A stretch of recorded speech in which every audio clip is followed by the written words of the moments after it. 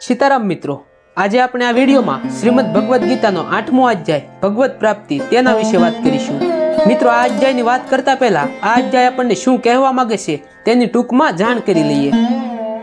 મિત્રો, આ અધ્યાયમાં ભગવાન કૃષ્ણ અર્જુન દ્વારા પૂછવામાં આવેલા બ્રહ્મ શું છે વગેરે પ્રશ્નોના ઉત્તર આપે છે। આ અધ્યાયમાં ભગવાન કર્મ, ભક્તિ તથા યોગ અને શુદ્ધ ભક્તિની પણ સમજૂતી આપે છે। श्रीमद भागवतम में कहवामां आव्युं छे के परम सत्य ने ब्रह्म, परमात्मा तथा भगवान एवा नामोथी पण जाणवामां आवे छे। वળી जीवात्मा अर्थात व्यक्तिगत आत्मा पण ब्रह्म कहेवाय छे। अर्जुन आत्मा विषे पण पूछे छे, जेनो निर्देश शरीर, आत्मा तथा मन प्रति छे। वैदिक शब्दकोश प्रमाणे आत्मानो अर्थ मन, आत्मा, शरीर तथा इंद्रियो एवो पण थाय छे। अर्जुने परमेश्वर ने पुरुषोत्तम अथवा परम पुरुष कहीने संबोधन कर्युं छे, जेनो अर्थ एवो छे के ते आ बधा प्रश्नो पोताना एक मित्रने नहीं परंतु जेओ निश्चितपणे उत्तर आपी शके तेवा सर्वोपरि प्रमाणभूत परम पुरुषने पूछी रह्या छे। तो मित्रों, चालो आपणे आ अध्यायनी विस्तारथी वात करीए। मित्रों, आ अध्यायमां अर्जुने भगवान श्री कृष्णने कह्युं, हे पुरुषोत्तम, ब्रह्म शुं छे, आत्मा शुं छे, सकाम कर्म शुं छे, आ भौतिक जगत शुं छे अने देवो शुं छे? कृपा करी आ बधुं आप मने समजावो। हे मधुसूदन, यज्ञना स्वामी कोण छे अने तेओ शरीरमां केवी रीते रहे छे? वળી भक्तिमां परोवायेलो मनुष्य अंतकाले आपने केवी रीते जाणी शके छे?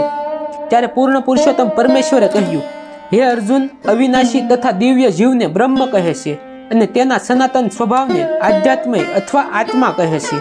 जीवोना भौतिक शरीरनो विकास थवानी प्रक्रिया साथे संकळायेला कार्योने कर्म अथवा सकाम कर्म कहे छे। हे देहधारीओमां श्रेष्ठ निरंतर परिवर्तनशील भौतिक प्रकृति अधिभूत कहेवाय छे। सूर्य तथा चंद्र जेवा देवोनो जेमां समावेश थाय छे ते भगवाननुं विराट रूप अधिदैव कहेवाय छे अने प्रत्येक देहधारी हृदयमां परमात्मा रूपे स्थित हूँ परमेश्वर अधियज्ञ यज्ञनो स्वामी कहेवाउं छुं। जे मनुष्य मृत्यु समये केवल मारुं स्मरण करतो शरीर तजे छे ते तरत ज मारी प्रकृतिने पामे छे।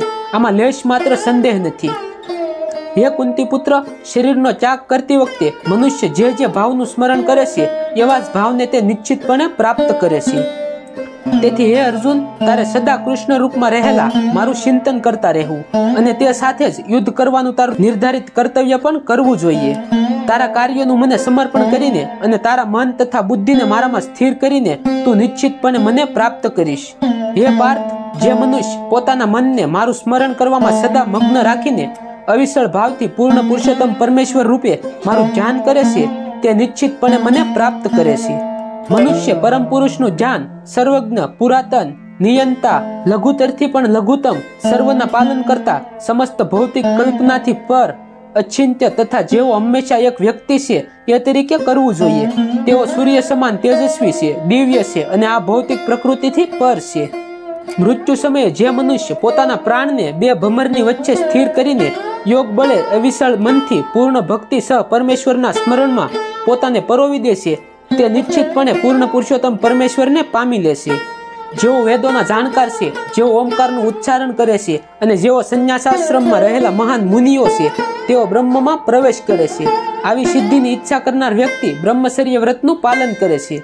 હવે હું તને આ પ્રક્રિયા સંક્ષેપમાં વર્ણવીશ કે જે દ્વારા કોઈ પણ મનુષ્ય મુક્તિ પ્રાપ્ત કરી શકે।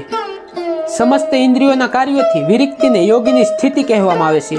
इंद्रियोना बधा द्वारो बंध करवा तथा मनने हृदयमां अने प्राणने मस्तकना शिखर पर केंद्रित करीने मनुष्य पोताने योगमां प्रस्थापित करे छे। आ योगाभ्यासमां स्थित थया पछी तथा अक्षरोना परम संयोजन ओमकारनुं उच्चारण करता रही जो कोई मनुष्य पूर्ण पुरुषोत्तम परमेश्वरनुं चिंतन करे छे अने देहनो त्याग करे छे तो ते निश्चितपणे दिव्य लोकमां जाय छे। हे पृथापुत्र अर्जुन, जे मनुष्य अनन्य भावे निरंतर मारुं स्मरण करतो रहे छे तेने माटे हूँ सुलभ छुं, कारण के ते मारी भक्तिमय सेवामां निरंतर प्रवृत्त रहे छे। मने प्राप्त कर्या पछी महात्माजनो के जेओ भक्ति योगी छे तेओ दुःखमय एवा क्षणभंगुर जगतमां कदापि पाछा नथी आवता, कारण के तेमणे परम सिद्धि प्राप्त करी छे। हे अर्जुन, आ भौतिक जगतमां सर्वोच्च लोकथी मांडीने निम्नतम सुधीना बधा ज दुखोना स्थान छे के ज्यां वारंवार जन्म तथा मरण थया करे छे। परंतु हे कुंती पुत्र, जे मनुष्य मारा धामने पामे छे ते कदापि पुनर्जन्म नथी पामतो। मानवी गणना अनुसार 1000 युग मळीने ब्रह्माजीनो एक दिवस थाय छे, वળી તેમની રાત્રિની અવધિ પણ એટલી જ હોય છે। બ્રહ્માના દિવસના આરંભ કાળે બધા જ જીવો અવ્યક્ત દશામાંથી વ્યક્ત થાય છે અને પછી જ્યારે બ્રહ્માની રાત પડે છે ત્યારે તેઓ પુનઃ અવ્યક્ત દશાને પામે છે. વારંવાર જ્યારે બ્રહ્માનો દિવસ ઉદય પામે છે ત્યારે બધા જીવો પ્રગટ થાય છે અને બ્રહ્માની રાત શરૂ થતા જ તેઓ અસહાયપણે નાશ પામે છે. આ સિવાય એક અન્ય અવ્યક્ત પ્રકૃતિ છે જે શાશ્વત છે અને આ વ્યક્ત તથા અવ્યક્ત પદાર્થથી પર છે. તે સર્વોપરી અને કદાપી નષ્ટ ન થનારી છે. જ્યારે આ જગતમાંનું બધું જ નાશ પામે છે ત્યારે પણ તે ભાગ તેમનો તેમ જ રહે છે, જેને વેદાંતી અપ્રગટ તથા અવિનાશી કહે છે, જે પરમ ગતિ કહેવાય છે અને જેને પ્રાપ્ત કર્યા પછી કોઈને ત્યાંથી પાછા આવવું નથી પડતું.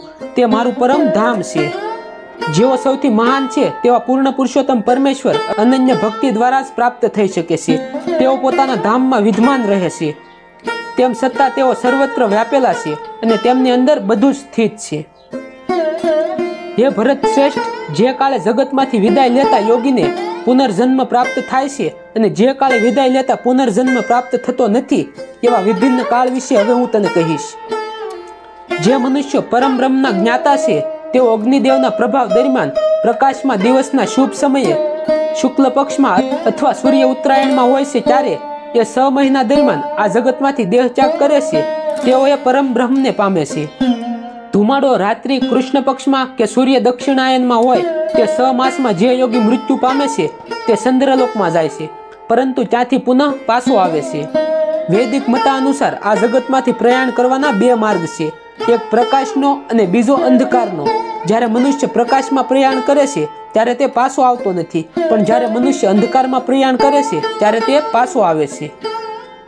હે અર્જુન, જો કે ભક્તો આ બંને માર્ગોને જાણે છે છતાં તેઓ મોહગ્રસ્ત થતા નથી, માટે તું સદા ભક્તિમાં સ્થિર રહે. જે મનુષ્ય ભક્તિમય સેવાના માર્ગનો સ્વીકાર કરે છે તે વેદાધ્યાન, તપ, યજ્ઞ, દાન કરવાથી અથવા તાત્વિક કે સકામ કર્મ કરવાથી પ્રાપ્ત થનારા ફળોથી વંચિત રહેતો નથી. તે કેવળ ભક્તિ કરવાથી જ આ સર્વ ફળો પામે છે અને અંતે સર્વોપરી સનાતન ધામને પામે છે. તો મિત્રો, આ આપણે વાત કરી શ્રીમદ ભગવદ્ ગીતાના 8મા અધ્યાયની. જો વિડીયો તમને ગમ્યો હોય તો વિડીયોને લાઈક કરો, શેર કરો અને અમારી સંસ્કાર યુટ્યુબ ચેનલને સબસ્ક્રાઈબ કરો. સીતારામ.